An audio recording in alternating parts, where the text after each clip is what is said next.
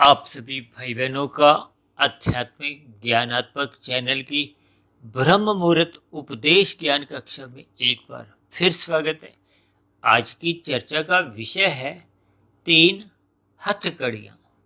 देखिए, हथकड़ियाँ शब्द हो सकता है एक साधारण मनुष्य को थोड़ा अजीब सा लग रहा हो, क्योंकि वीडियो के चित्र में हमने देखिए 3 अलग अलग हथकड़ियाँ दिखाई हैं, लेकिन तीनों ही हथकड़ियों के रंग अलग अलग हैं। इनका अभिप्राय प्रकृति के 3 गुणों से है। प्रकृति के 3 गुण अपने आप में एक बंधन है, क्योंकि आत्मा तो चेतन तत्व है। शास्त्रों में इस आत्मा को ज्ञान स्वरूप कहा गया और परमात्मा एक परम सत्ता है। परम सत्ता का अभिप्राय किसी एक सत्ता विशेष से कहा जाता है।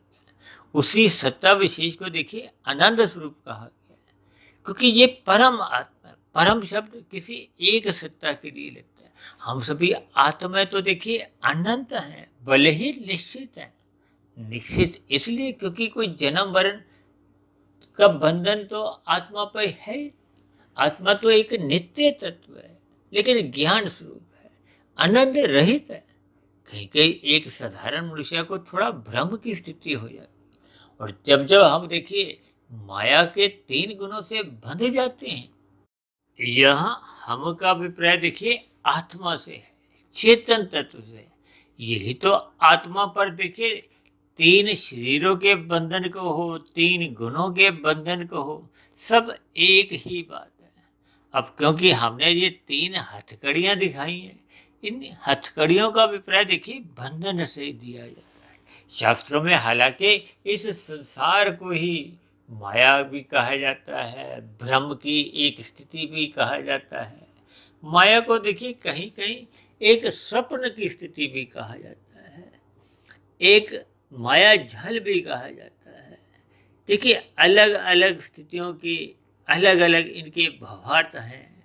कहीं कहीं माया को देखिए अनित्य भी कहा जाता है, जबकि 3 गुण तो शास्त्रों में ही कहा गया वो नित्य तत्व है। वो है तमोगुण, रजोगुण और सतोगुण। इन 3 गुणों की जब समअवस्था होती है, उस समअवस्था को एक इकाई प्रकृति कहा जाता है। और परमात्मा की ब्रह्म शक्ति द्वारा इन 3 गुणों में जब एक सृष्टि का एक सृजन किया जाता है, तो फिर पहले सतोगुण की वृद्धि की जाती है, फिर रजोगुण की। और जब इसमें एक स्थितियां बनी रहती हैं, तो ये 2 गुणों के साथ साथ ये तमोगुण की स्थितियां भी बनी रहती हैं। और जब इस सृष्टि का कार्यकाल समाप्त हो जाता है, तो फिर तमोगुण की वृद्धि करके इस सृष्टि को समाप्त कर दिया जाता है। प्रलय की स्थितियां आती हैं। हालांकि ये बहुत ही अरबों वर्षों की स्थिति है, क्योंकि एक साधारण शब्दों में हम समझाते ही रहते हैं कि देखिए वर्तमान समय कलयुग चल रहा है। अब कलयुग में एक तमोगुण की प्रधानता है, सतयुग में सतोगुण की प्रधानता होती है। अब त्रेता युग में थोड़ा थोड़ा रजोगुण भी आने लगता है। ये देखिए धर्म से कुछ संबंधित बातें हैं। कहते हैं ना, धर्म 100% सतोगुण में रहता है, फिर थोड़ा हरास्य होता है तो त्रेता युग आ जाता है, फिर थोड़ा और हरास्य होता है तो द्वापर युग आ जाता है, फिर थोड़ा और हरास्या होता है तो कलयुग की स्थितियां बनती हैं। और कलयुग तो अभी देखिए वर्तमान समय में लगभग इस कलयुग के 5122-25 वर्ष ही बीते, जबकि कलयुग की आयु तो 4,32,000 वर्ष है। और इससे दुगनी द्वापर की है, इससे तिगनी त्रेता युग की है, और इससे 4 गुनी सतयुग की कहेगी। और इन चारों युगों का एक क्रम जब बीत जाता है, यानी कि इतने वर्षों का जो एक स्थिति है बीत जाती है, तो एक चतुर्युग कहा जाता है। और ऐसे 71 चतुर्युग बीत गए तो एक मनवंतर कहा गया। और ऐसे 14 मनवंतर बीत जाने पे फिर ये सृष्टि काल पूरा समाप्त होता है। देखिए इन सभी स्थितियों की केवल आपको में एक भावार्थ समझनी, यानी कि ये जो 23 तत्वों का विस्तार है। हालांकि शास्त्रों में तो देखिए इस ब्रह्मांड को 24 तत्वों से जोड़ा गया है, जैसे आपके हमारे 3 शरीर हैं, स्थूल शरीर, सूक्ष्म शरीर, कारण शरीर, ये भी 24 तत्वों के। देखिए 23 तत्वों के विस्तार में ये जो 3 गुणों की स्थितियां बनी रहती है, उसी को ही एक 24वां तत्व कह दिया जाता है। हालांकि हम साधारण बोलचाल में 24वें तत्व की थोड़ी निंदा से करते हैं, तो वो एक अंतिम तत्व के रूप में पृथ्वी की करते हैं, क्योंकि पृथ्वी तत्व के ऊपर ही देखिए संसार में आज पिछले 8-10 महीनों से 2 देशों का युद्ध चल रहा है। और इस पृथ्वी तत्व के ऊपर ही ये जमीन जायदाद या भूमि से संबंधित ही देखिए ये वनस्पति है, वनस्पति से संबंधित ही अंतोगत्वा आपके बारे ये जो भोग विषय हैं, ये सभी स्थितियां देखिए पृथ्वी, जल, अग्नि, वायु, आकाश की हैं। आपके बारे स्थूल शरीर भी इन्हीं 5 स्थूल भूतों की है, इनको तामसी कहा गया है। आपके बारे जो 5 भोग विषय हैं, इनके सूक्ष्म भूत कहलाते हैं। आपका हमारा जो शरीर बना हुआ है वो तो पृथ्वी, जल, अग्नि, वायु, आकाश का है, ये स्थूल भूत है। और इनके जो सूक्ष्म भूत हैं, जो कारण रूप में, वो गंध, रस, रूप, स्पर्श और शब्द है।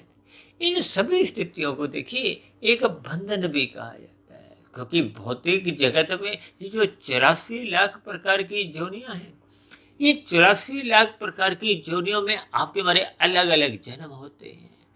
हालांकि मनुष्य जोनि का एक विशेष महत्व भगवान श्री कृष्ण जी ने गीता में अर्जुन के रथ को एक मनुष्य जोनि से जोड़ा है, यानी कि मनुष्य जोनि कर्म जोनि भी है। और दूसरी विशेष बात जिसके लिए मनुष्य जोनि का एक विशेष महत्व है, वो है साधना जोनि। साधना जोनि का अभिप्राय देखिए कर्म योग, ज्ञान योग, भक्ति योग की स्थितियां हैं। जब आत्मा परमात्मा के सम्मुख होती है, योग की स्थितियां उसको समझाया गया है। ये योग की स्थितियां तो देखिए तभी बनती हैं जब हम इन 3 बंधनों से अपने आप को छुड़वाने का एक प्रयास करते हैं। देखिए ये 3 प्रकार की जो हथकड़ियां हैं, ये 3 गुण ही हैं। काले रंग की जो हथकड़ी हमने दिखाई है वो तमोगुण की है, अज्ञानता की है, अंधकार में स्थिति से है, एक निंदनीय हथकड़ी कही जाती है। और कभी कभी आप देखते हो ना, किसी अपराधी को न्यायालय में जब पेश करना होता है तो उसको हथकड़ी लगी होती है, वो लोहे की हथकड़ी होती है। देखिए शास्त्रों में तमोगुण, रजोगुण और सतोगुण को अलग अलग स्थितियों से समझाया गया है। तमोगुण से 10 गुना अच्छा रजोगुण कहा गया है, रजोगुण से भी 10 गुना अच्छा सतोगुण कहा गया है। और इसी 10 गुना के आधार पे हमने देखिए परमात्मा की प्रेरणा से इनको अंकों द्वारा समझाया है। तमोगुण को 1, रजोगुण को 10, सतोगुण को 100। और कहीं कहीं हमने शास्त्रों से इसी सूत्र का आधार लेते हुए हमने विशुद्ध सत्वगुणी आत्मा परमात्मा को 1000 से समझाया है। और हमने देखी इनकी जो एक स्थितियां हैं वो हमने कुछ समय पहले देखी आर्थिक दृष्टिकोण से। 1 का सिक्का, 10 का सिक्का, 100 का नोट और 1000 का नोट, ये मैंने सूत्र देखिए तब बनाया था जब 1000 का नोट प्रचलन में था। और फिर मैं अपने आगे वीडियो में बोलता रहता था कि देखिए आप उस 1000 के नोट को आप 2000 के नोट समझ। और वर्तमान कुछ दिन पहले देखिए एक 2000 का नोट भी एक प्रचलन से थोड़ा बाहर करने की स्थितियां, कुछ ऐसी दिशा निर्देश आए हैं। तो देखिए हमने केवल शास्त्रों से जुड़ना है।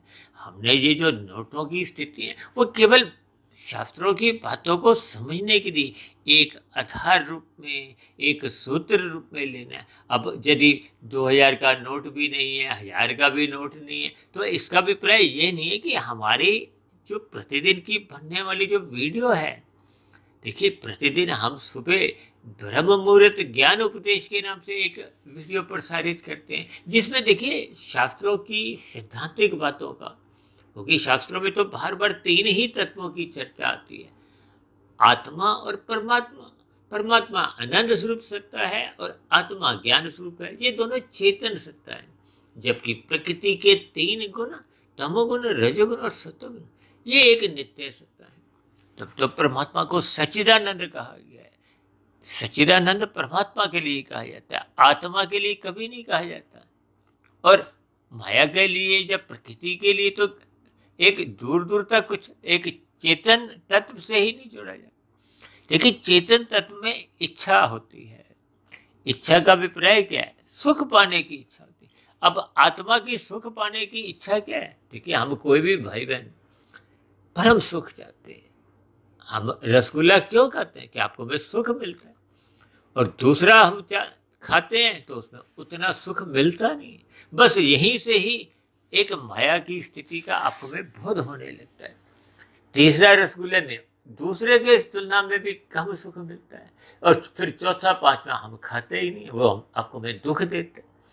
यानी कि माया में जितने भी पदार्थ हैं, कुछ दिन पहले हमने एक वीडियो बनाया था संध्या बेला ज्ञान कक्षा में, पदार्थों की दुनिया। देखिए, संसार में बड़े से बड़े जितने भी सुख हैं, चाहे कोई उद्योगपति हो, देखिए हम आप तो देखिए पूरे जीवन में भी 2-4 करोड़ नहीं कमा पाते, जबकि ऐसे ऐसे उद्योगपति हैं जो एक एक घंटे में ही देखिए 2-2 करोड़ कमाते हैं।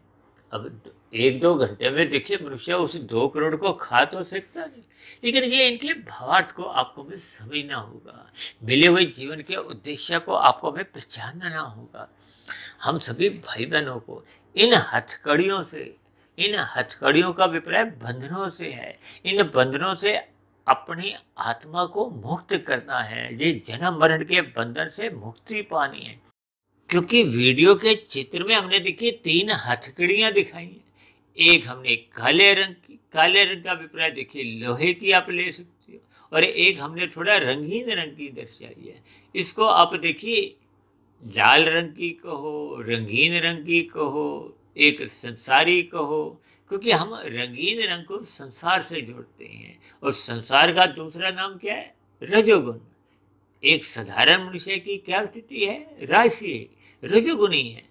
रजोगुण का अभिप्राय क्या? 5 विषय भोगों से है। विषय भोगों का अभिप्राय गंध, रस, रूप, स्पर्श और शब्द से है। आपके हमारे स्थूल शरीर के जो स्थूल भूत हैं, पृथ्वी, जल, अग्नि, वायु, आकाश, ये इन सूक्ष्म भूतों के कारण ही एक अस्तित्व में आते हैं। यानी आपका हमारा जो एक जन्म है, उसका जो एक आधार है वो भोग विषय है, गंध, रस, रूप, स्पर्श और शब्द। देखिए, इन सभी स्थितियों को मैं अक्सर बार बार कहता रहता हूँ कि इनको आपको में ज्ञान पूर्वक समझना है, एक यथार्थ रूप में समझना है। अक्सर एक साधारण मनुष्य देखिए इन सभी स्थितियों को भोग पूर्वक जब समझता है तो फिर उसको संसारी भोग विलास अच्छे लगते हैं, वो उसमें रस लेता है। रस लेते लेते देखिए वो संसार की जो एक गतिविधियों में अच्छे बुरे कर्मों के साथ अपने आप को लिप्त कर लेता है। यहीं से उसका कर्माशय बनता है, कर्माशय के साथ साथ उसके संस्कार बनते हैं। ये कर्माशय और संस्कार ये कारण शरीर की स्थितियां हैं, क्योंकि मरता केवल स्थूल शरीर है जिसका माता के गर्भ में एक निर्माण स्थिति बनती है। और 9 माह 9 दिन की शास्त्रों में एक स्थिति बताई है। उसके बाद तो आप और हम जो एक शिशु का जन्म देखते हैं, फिर उस शिशु में वृद्धि होते होते उसका एक बचपन अवस्था, किशोरावस्था, युवावस्था, और फिर युवावस्था के बाद एक ऐसी स्थितियां बनती हैं जब ये भौतिक स्थिति, देखिए भौतिक पदार्थ कोई भी हो, आपका हमारा शरीर भी एक पदार्थ ही है। ये पृथ्वी, जल, अग्नि, वायु, आकाश भी पदार्थ ही है। इन सभी स्थितियों को आपको हमें ज्ञान पूर्वक समझना है। अब आपके हमारे जीवन में देखिए प्रौढ़ अवस्था के बाद इस शरीर का थोड़ा थोड़ा ह्रास होने लगता है।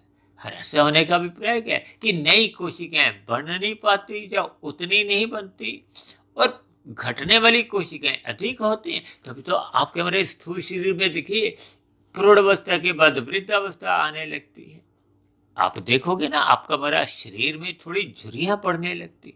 अब ऐसे कितने ही देखिए अपने हीरो हीरोइन देखे होंगे फिल्मों में, जिनकी आज से 40-50 साल पहले देखिए एक युवावस्था में कैसी कैसी स्थितियां थी, और आज कैसी कैसी स्थितियां हैं कि वो एक वृद्धावस्था की दहलीज में अपने हाथ पांव से हम चल फिर नहीं पाते। देखिए ये सभी स्थितियां भावार्थ रूप में हैं, इनको किसी भी अन्यथा में नहीं लेना।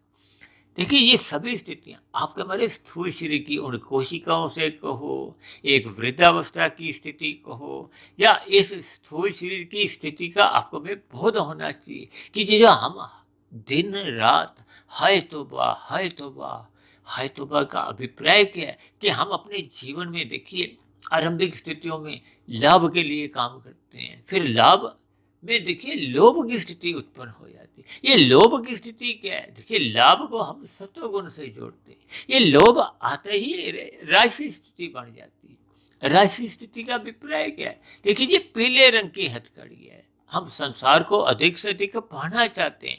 पाना किस लिए चाहते हैं? भोगने के लिए। आज संसार देखिए इतने अधिक निवेश करता है, कोई शेयर में पैसा लगा रहा है, कोई भूमि में लगा रहा है, कोई बैंकों में एफडी रखता है। ये सभी स्थितियां किस लिए? क्योंकि वो चाहता है कि मुझे मरते दम तक ये संसारी भोग मिलते रहे, वो अधिक से अधिक धन कमाना चाहता है। तभी तो उसमें लाभ से लोभ की प्रवृत्ति जागती है। देखिए लाभ और लोभ में शब्दों में भी कोई अंतर नहीं है। ऊपर की एक मात्रा उस पर लगते ही वो लोभ बन जाता है। मात्रा का अभिप्राय क्या है? आप अपने धन की वृद्धि चाहते हो। ये वृद्धि का अभिप्राय देखिए क्या, लाखों करोड़ों की हम कहते हैं ना, 2 के 4, 4 के फिर 40 बनाता है। 40 तक बात समझ में आती है, फिर देखिए 40 के 4000 बनाता है, कुछ बात समझ में आती है, फिर वो लाखों करोड़ों अरबों खरबों। देखिए वो अंतहीन दौड़ आप और हम अपने जीवन में देखिए अलग अलग स्थितियों में देखते हैं, लेकिन मनुष्य इस पर चिंतन नहीं करता, क्योंकि सभी मनुष्यों का ही लगभग ऐसा स्वभाव बना हुआ है जिसके कारण उनको अपनी गलतियों का कहो, शास्त्रों के दिशा निर्देशों का कहो, या मनुष्य जीवन के महत्व का कोई उनको बोध हो नहीं पाता। बोध इसलिए नहीं हो पाता क्योंकि वो शास्त्रों का ज्ञान पूर्वक श्रद्धा पूर्वक अध्ययन नहीं करते, रात को देरी तक जागते हैं। रात को देरी तक जागने से तो मनुष्य को स्थूल शरीर के प्रति विषय भोगों की जो एक वासना है वो अधिक उत्तेजित करती हैं। उनमें मनुष्य रस बुद्धि लेता है, जिसके फलस्वरूप मनुष्य सुबह ब्रह्म मुहूर्त में सोया रहता है। देखिए ब्रह्म मुहूर्त का समय हम बार बार कहते रहते हैं। हमारी तो सुबह की ये जो वीडियो अभी प्रसारित हो रही है, बन रही है, ये भी तो देखिए एक ब्रह्म मुहूर्त उपदेश है। ब्रह्म मुहूर्त उपदेश का अभिप्राय क्या है? क्या आपको मैं अपने जीवन की कमियों को ढूंढते हुए उसमें यथासंभव सुधार लाना है। सुधार का अभिप्राय क्या है? देखिए ये जो 3 प्रकार की हथकड़ी हैं, क्योंकि तमोगुण से 10 गुना अच्छा रजोगुण कहा गया है, रजोगुण से 10 गुना अच्छा सतोगुण कहा गया। अब इसके भावार्थ क्या है कि प्रकृति के विषय भोगों को यदि कोई मनुष्य भोगना चाहता है तो कम से कम वो छीना झपटी नहीं करे, अन्य मनुष्यों के फलों को चुराए नहीं, छल कपट ठगी हेरा फेरी नहीं करे, अनीतिगत कार्य नहीं करे। देखिए समाज में राज्य में कुछ कानून बने, एक व्यवस्था बनाए रखने के लिए, यानी कि हम दूसरों के हकों को छीने नहीं। जिसको मैं अक्सर देखिए लाल हरी बत्ती से भी एक समझाने का प्रयास करता हूं। देखिए हरी बत्ती पे चलने का आपका हमारा एक अधिकार है, यानी कि आपका हमारा स्वयं का एक पुरुषार्थ। जैसे हम कहते हैं ना, हम स्वयं मेहनत करके कमाएं, प्रकृति के भले ही भोग हैं। यदि हम चुराने का भी प्रयोग है, देखिए एक है कर्म फल सिद्धांत। कर्म पहले करना होता है, फल बाद में आता है। आप कर्म नहीं करते, फल खाने की इच्छा रखते तो फिर वो छीना झपटी। छीनने का अभिप्राय क्या है? निंदनीय स्थिति, निषेध कर्म है। जब हम अपनी लाल बत्ती पे रुकते नहीं तो हम दूसरों की हरी बत्ती को चुराते हैं। अपनी लाल बत्ती को हरी बत्ती मानकर हम भागते हैं, और भागते हुए यदि हम पकड़े जाते हैं तो आपका हमारा चलान करता है, और यदि किसी कारणवश चलान नहीं करता तो प्रकृति के यहाँ तो आपका चलान उसी क्षण कट जाता है। ऐसा ज्ञान जब मनुष्य को होने लगता है तो फिर उसके जीवन में देखिए तामसी स्थितियां भागने लगती हैं, दूर होने लगती हैं, यानी कि निषेध कर्म होने बंद हो जाते हैं। निंदनीय कर्मों को ही देखिए निषेध कर्म कहा गया है। शास्त्रों में तो विधि विधान द्वारा एक विहित कर्म करने की अनुमति दी गई है। आपको मैं शास्त्रों के अनुसार विहित कर्म करने चाहिए। ये विहित कर्म क्या है? राजसी और सात्विक। देखिए विहित कर्म राशि जो है वो तो एक साधारण पूर्ण कर्म है, इनको मैं अक्सर जीरो की स्थिति कहती हूँ। देखिए ये घाटा भी नहीं है और कोई लाभ भी नहीं है। लाभ का अभिप्राय देखिए ये कोई परोपकार का कार्य नहीं है, क्योंकि हम अपने सुख को धर्मानुसार तो सुनिश्चित कर लेते हैं, लेकिन अन्य प्राणियों को हम दुखी भी नहीं करते, सुखी भी नहीं करते। लेकिन रजोगुण से 10 गुना अच्छा सतोगुण क्यों कहा गया? क्योंकि हम मेहनत करते हैं, शास्त्रों के अनुसार कर्म करते हैं, हम परोपकार के कार्य करते हैं, दूसरों को पहले खिलाना चाहते हैं। भारत जैसे देश में तो देखिए एक परोपकार के कार्यों में ये भंडारे का एक विशेष स्थितियां देखने को मिलती है। हालांकि भंडारे में देखिए विभिन्न प्रकार की कुछ ऐसी स्थितियां भी होती हैं कि लोग गंदगी फैला देते हैं, लोग अधिक भोजन का संग्रह करके उसको व्यर्थ की स्थितियों में भी फेंक देते हैं। हालांकि आज हमारा देखिए कोई वो विषय नहीं है। हालांकि हम तो बार बार यहाँ तक भी कहते हैं कि देखिए हम घर पे खाते हैं, चाहे अपने ब्याह शादी में खाते हैं, चाहे भंडारे में खाते हैं, कहीं भी खाते हैं, वो आपके हमारे कर्माशय में से ही कम कर दिया जाता है। अक्सर ऐसी स्थितियों पर एक साधारण मनुष्य कोई विश्वास नहीं करता। देखिए इसके पीछे का आधार क्या है? फल और कर्म। ये कर्म फल है, फल कर्म कहीं भी बना ही नहीं है।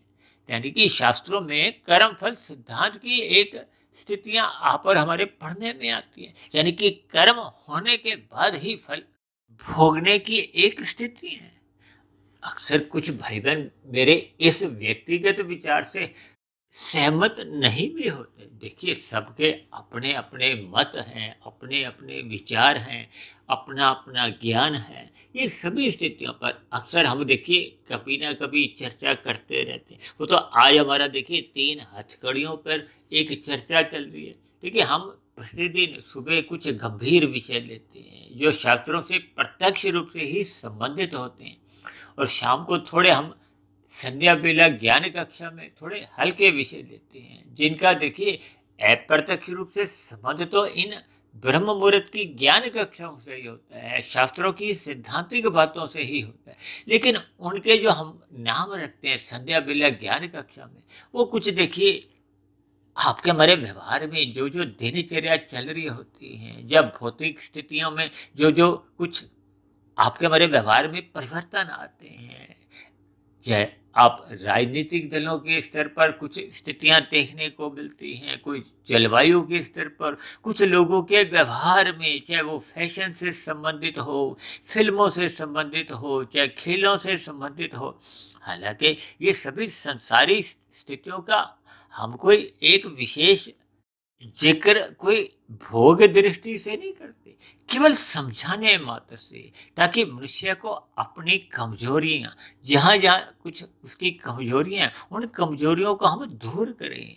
क्योंकि तमोगुण आपके मरी देखिए प्रत्यक्ष रूप से कमजोरी है, और ये जो रजोगुण भी है, क्योंकि रजोगुण बढ़ने से अंतो घटवा ये मनुष्य तमोगुण में गिरता है।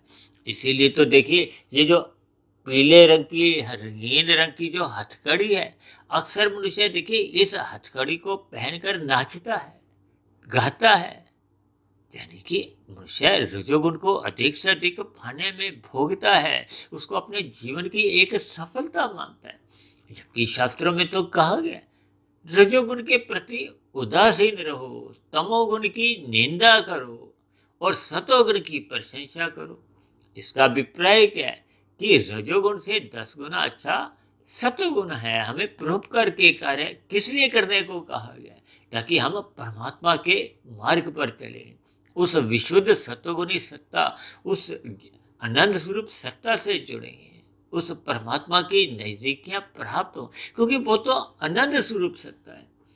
अभी हमने रसगुल्ले का उदाहरण दिया ना। देखिए संसार में सभी मनुष्य परम सुख ही चाहते हैं। कोई भी मनुष्य ऐसा सुख नहीं चाहता जिसमें दुख का लेश मात्र भी हो। जबकि माया में अनादि काल से आज तक ऐसा परम सुख है ही नहीं, क्योंकि माया तो देखिए त्रिगुणात्मक है। त्रिगुणात्मक का अभिप्राय क्या है? ये तामसी, राजसी और सात्विक स्थिति है। जबकि रजोगुण और तमोगुण को तो देखिए विशेष रूप से एक बंधन कहा गया है। हालांकि देखिए ये दो प्रकार की हथकड़ियां ही मुख्य रूप से बंधनदायक है, जबकि ये जो सतोगुण की हथकड़ी है जिसको हमने थोड़ा बड़े आकार की दिखाया है, क्योंकि तीन हथकड़ियों को भी हमने सफेद रंग से दर्शाया है। और सात्विक हथकड़ी जो कि ज्ञान की है, ये बंधन तब एक बंधनदायक बनती है जब हम ज्ञान की स्थितियों में ही रुक जाते हैं। ज्ञान की स्थितियों में रुकने का अभिप्राय क्या है कि हम केवल सतोगुण में ही स्थित रहते हैं। विशुद्ध सतोगुणी सत्ता यानी कि एक योग की स्थिति। देखिए प्रकृति की ओर जब तक हम रहते हैं वो एक भोग की स्थितियां हैं। हालांकि उस भोग में देखिए तमोगुण, रजोगुण और सतोगुण की स्थिति है। हालांकि सतोगुण को देखिए प्रत्यक्ष रूप से भोग नहीं कहा जाता, लेकिन ये एक क्योंकि प्रकृति का ही गुण है। अब हम कहते हैं ना ब्रह्म मुहूर्त में उठो, ब्रह्म मुहूर्त में उठो, तो ये सतोगुण की एक सापेक्ष दृष्टिकोण से एक शुद्धतम स्थिति है। अब तीन गुण हैं 24 घंटे में, 8-8 घंटे के तीनों गुण हैं। इन तीन गुणों में क्योंकि तीनों गुण नित्य बने रहते हैं, कुछ दिन पहले हमने एक वीडियो बनाई थी ना, 3 गुणों की 9 स्थितियां, तो फिर ये सतोगुण की भी 3 स्थितियां होती हैं। एक स्थिति होती है गुजरे हुए तमोगुण से प्रभावित होता है, और एक होती है आने वाले रजोगुण से कमजोर होने लगता है ये सतोगुण, और एक जो बीच की स्थिति है उसी को ही देखिए सफेद दृष्टिकोण से एक ब्रह्म मुहूर्त कहा जाता है। अक्सर लोग 4 से 6 कहते हैं, और मैं तकनीकी रूप से सूर्य निकलने से पूर्व के 2 घंटे 40 मिनट की स्थिति को समझाता हूँ, क्योंकि सूर्य का समय भी बदलता रहता है। लेकिन 4 से 6 में एक साधारण शब्दों में वो गर्मी सर्दी की स्थितियाँ वो उसी 4 से 6 में आ जाती है। देखिए सभी शब्दों के एक आरंभिक अर्थ होते हैं, एक उनके शाब्दिक अर्थ होते हैं, और एक उनके भावार्थ होते हैं। भावार्थ का अभिप्राय देखिए उसकी एक अंतिम स्थितियां होती हैं जिसको आप और हमें एक समझना होगा, अपने मिले हुए जीवन के उद्देश्य को पहचानना होगा। ये जो 4 पुरुषार्थ हैं, धर्म, अर्थ, काम, मोक्ष, इसमें देखिए मोक्ष की स्थिति को प्राप्त करना ही आपका हमारा एक लक्ष्य होना चाहिए, ताकि ये जो तीनों हथकड़ी है, चाहे वो सतोगुण की भी हथकड़ी है।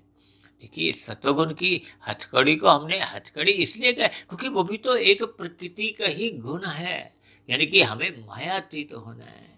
कहते हैं ना अपनी आत्मा को ये जो 3 बंधनों से छुड़वाने का अभिप्राय क्या है कि स्थूल शरीर के रहते रहते आपको हमें अपना कारण शरीर शुद्ध करना होता है। कारण शरीर, हालांकि परमात्मा ने तो आपको हमें सतोगुण प्रधान दिया है।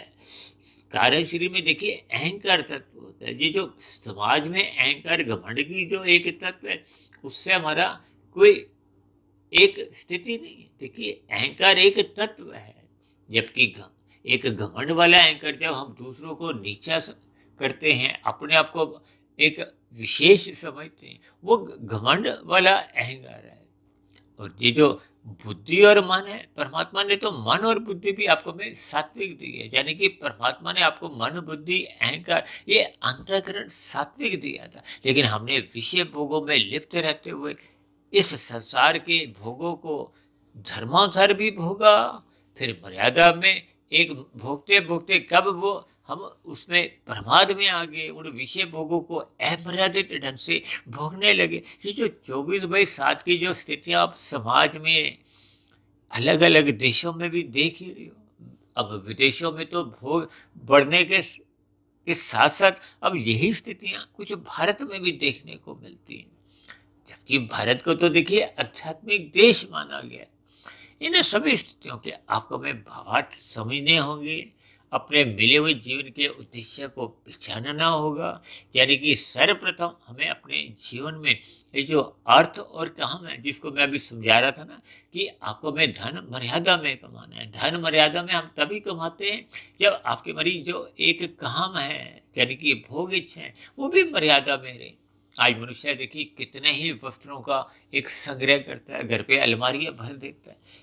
अब अलमारियों में ऐसे कितने ही वस्त्र होते हैं जिनका पूरे साल में नंबर ही नहीं आता। अब ये सभी स्थितियां क्या है, शास्त्रों में कहा गया ना, सादा जीवन उच्च विचार। सादा जीवन का अभिप्राय एक सामान्य रजोगुण से है, ताकि आपके हमारे जीवन की अवस्थाओं की पूर्ति हो, या धर्म संगत एक इच्छाओं की पूर्ति हो, इससे अधिक नहीं।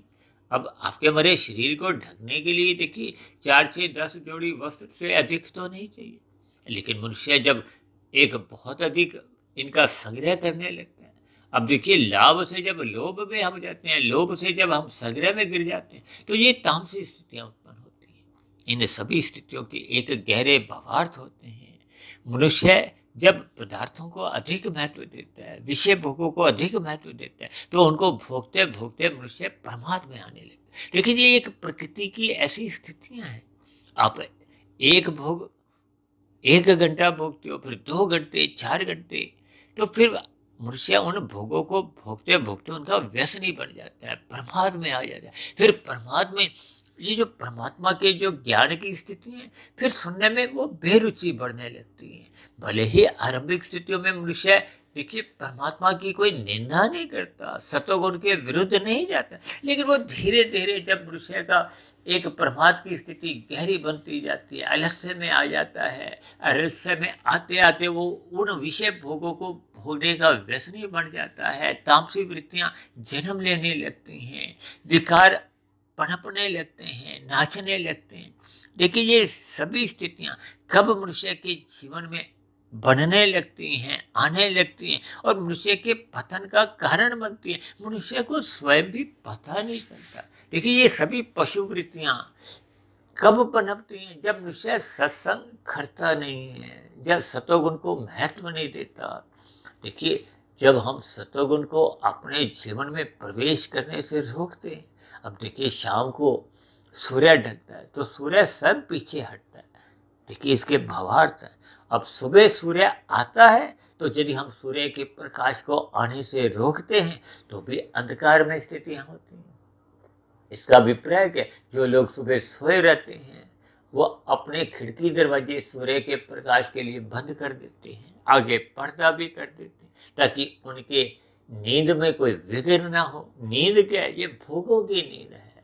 देखिए हम कहते हैं ना सात्विक नींद लो 4, 5, 6 घंटे की। अब राजसी नींद 6, 8 घंटे की है, तामसी नींद तो फिर देखिए और भी अधिक है। जब हम उठने के बाद भी बिस्तर पर पड़े रहते हैं तो वो भी एक नींद में ही घंटे चले जाते हैं। और नींद में आपकी ना तो हमारी आध्यात्मिक उन्नति होती है, ना भौतिक उन्नति होती है। देखिए इन सभी स्थितियों के अलग अलग भावार्थ हैं, जिनको हम समय समय पर जैसे जैसे हमारी वीडियो के नाम होते हैं उन पर हम थोड़ी चर्चा करते हैं।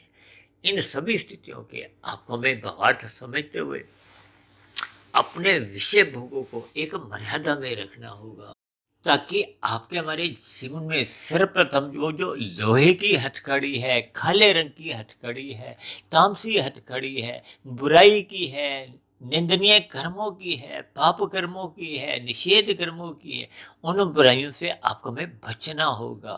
अक्सर मैं बार बार आपको कहता रहता हूँ, समझाता रहता हूँ, विनती करता रहता हूँ कि हमें तमोगुण की निंदा करनी है। यहाँ निंदा करने का अभिप्राय पाप कर्मों से है, जबकि आपके हमारी जो नींद लेने की जो एक स्थिति है वो भी तमोगुण के संग करने पे ही आती है। यदि हम रात को देखिए बिस्तर पर लेटते हैं तो आपका हमारा स्थूल शरीर एक आलस्य की स्थिति में, आराम की स्थिति में, वो भी एक तमोगुण का ही संग है। और यदि हम बिस्तर पर लेटने के बाद भी अपने विचारों की दुनिया में खोए रहते हैं तो फिर वो विचार भी एक राजसी स्थिति होती है। तब आपको में नींद नहीं आती, तो आपको में अपने विचारों की स्थितियों को भी एक बंद करना होता है, यानी कि रजोगुण को भी रोकना होता है, तब आपको में नींद आती है। देखिए इन सभी स्थितियों पर अक्सर हम बार बार चर्चाएं करते रहते हैं, ताकि आपके हमारे जीवन में तमोगुण का संग मात्र नींद के लिए हो और रजोगुण का संग मात्र आपके हमारे स्थूल शरीर की अवस्थाओं की पूर्ति के लिए हो, परिवार का एक गुजर बसर करने के लिए हो, और सतोगुण का संग आपको में अपने ये जो पशु वृत्तियों से ऊपर उठने के लिए, श्रद्धापूर्वक सत्संग करने के लिए, अपनी सात्विक स्थिति मजबूत करने के लिए आपको में निरंतर श्रद्धापूर्वक सत्संग करते रहना होगा, ताकि कारण शरीर में जो पहले से बुराइयां बनी हुई हैं, बुरे संस्कार बने हुए हैं, वो क्रमशः कमजोर होते जाएं, समाप्त होते जाएं, दग्ध बीज की अवस्था में आ जाएं, ताकि एक ऐसी स्थिति विशेष पर हम पहुंच जाएं जब कारण शरीर पूर्ण रूप से शुद्ध हो जाए। कारण शरीर के शुद्ध होने पे फिर आपका महाराज ये जो जन्म मरण का जो एक बंधन है वो समाप्त हो जाता है, यानी कि तीनों हथकड़ियां वो अपने आप में टूट जाती हैं, समाप्त हो जाती हैं, मनुष्य मायातीत हो जाता है। क्योंकि आपका महाराज जो योग साधना या आध्यात्मिक उन्नति ये सब एक ही स्थिति है।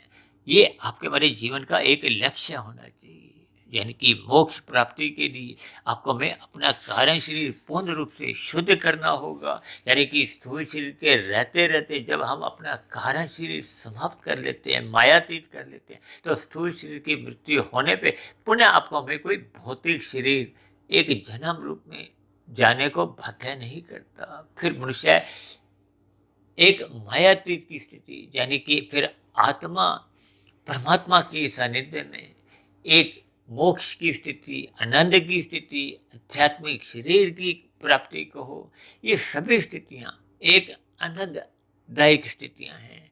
फिर वो आत्मा एक लंबे समय के लिए आनंदमय स्थिति में विचरण करती है। आत्मा तकनीकी रूप से देखिए कोई आनंद स्वरूप नहीं होती, लेकिन परमात्मा के सानिध्य में वो लंबे काल के लिए परमात्मा के बराबर ही वो वैसा आनंद क्या एक स्थितियों में अपना जीवन विचरण करती है। इन सभी स्थितियों को देखिए शब्दों द्वारा कभी कभी समझाने में हम स्वयं भी असमर्थ होते हैं, क्योंकि शब्द भी तो देखिए आकाश का विषय है, भौतिक है, और आध्यात्मिक स्थितियों का वर्णन करने के लिए भौतिक स्थितियां अपने आप में अपूर्ण मानी जाती हैं।